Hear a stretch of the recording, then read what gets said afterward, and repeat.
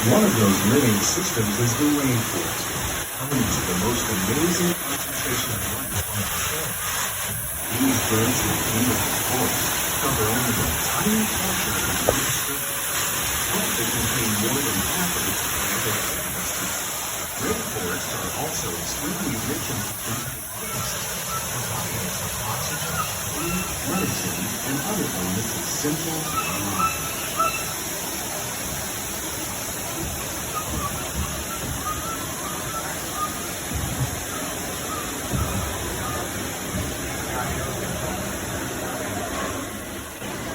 In the desert, nature has created a very different, no less beautiful living system. And while this arid landscape may seem lifeless, it is very much alive. The plants and animals that have learned to survive in these harsh conditions make use of what little water they can find and avoid the scorching rays of the relentless sun.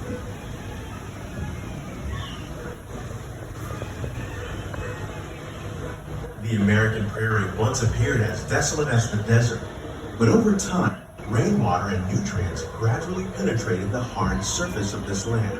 Even the hooves of the mighty buffalo helped create the rich soil that would one day become home to the American farm.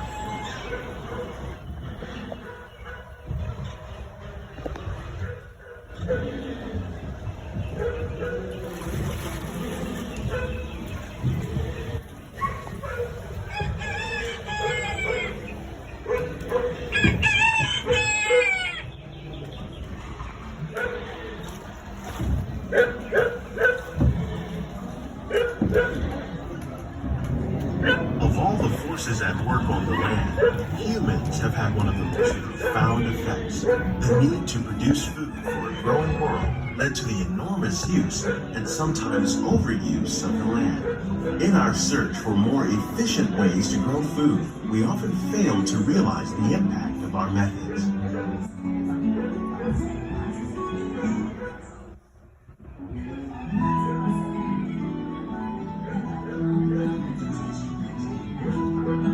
Today, we're learning to live with the land, discovering better ways to grow food that will assure both human and environmental well-being.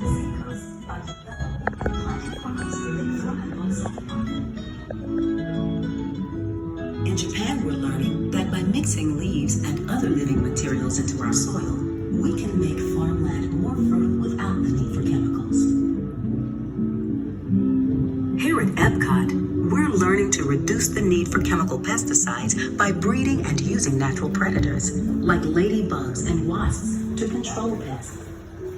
In the farmlands across America, we're learning that by plowing under vegetation containing natural fertilizers, we can enrich the soil without the use of chemicals.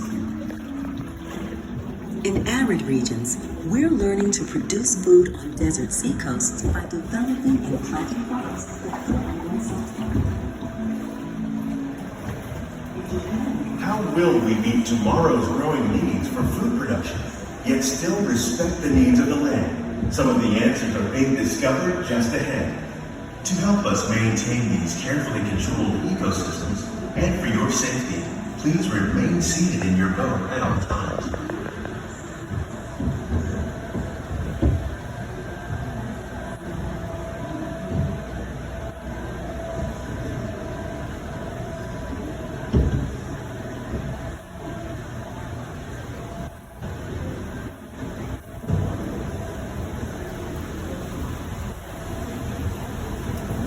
Welcome to our living laboratory, where scientists from Epcot and the U.S. Department of Agriculture are exploring innovative ways to produce bountiful harvests now and into the future.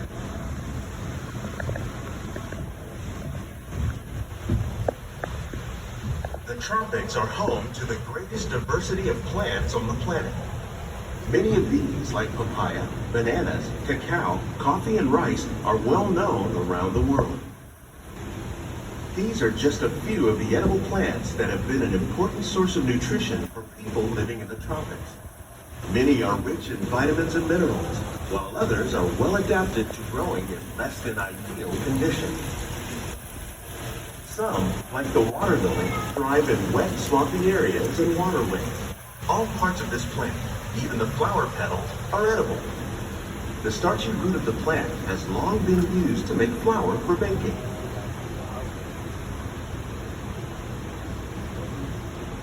One day, many of these lesser-known tropical plants may be as important as the bananas growing on both sides of the boat. More than 28 million tons of bananas are eaten annually, making it the most popular fruit in the world.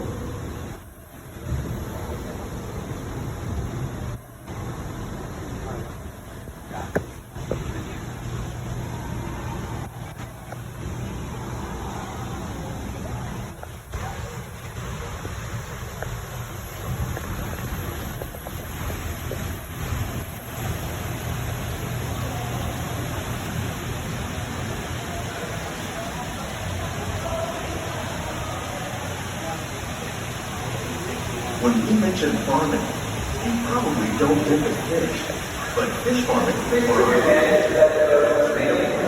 consumed globally. Tilapia, bass, and catfish, like the ones you see here, are three of the more popular crops raised by fish farmers. The sustainable system we're using here recycles the water in the tanks. As a result, we're able to save millions of gallons each year. Our small fish farm produces nearly 5,000 pounds of fish each year to serve in restaurants around Walt Disney World. Innovations like this one can play an important role in our efforts to produce bountiful harvests and still protect natural resources.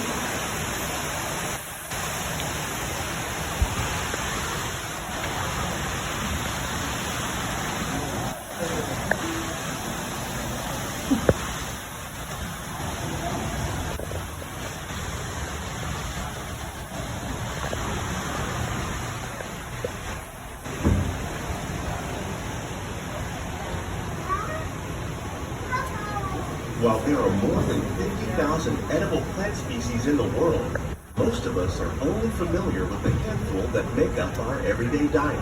The common grains growing here, wheat, maize, sorghum, and millet, plus rice, account for nearly 2/3 of our global food consumption. Learning how to increase yields of these staples is an important goal of research around the world.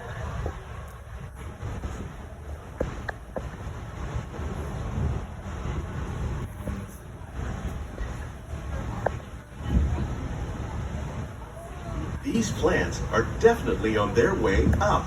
Innovative growing techniques like these increase yields while more efficiently using resources like water, fertilizer, and pesticides. Another innovation at work here is our integrated pest management program. By populating our greenhouses with beneficial insects that prey on harmful pests like aphids and flies, we are significantly reducing our reliance on conventional pesticides. We're growing these crops using our nutrient film system. This technique precisely controls and recycles water and nutrients. With it, we can produce over 27,000 heads of lettuce a year in this one small area.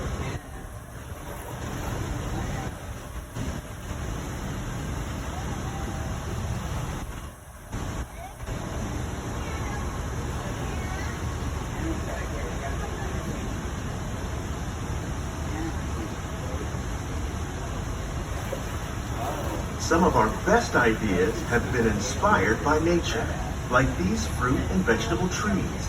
By growing these ground plants vertically, we can increase yields and better control diseases. These crops taste as good as they look. In fact, we serve more than 15 tons of produce from our greenhouses in restaurants here in the land every year.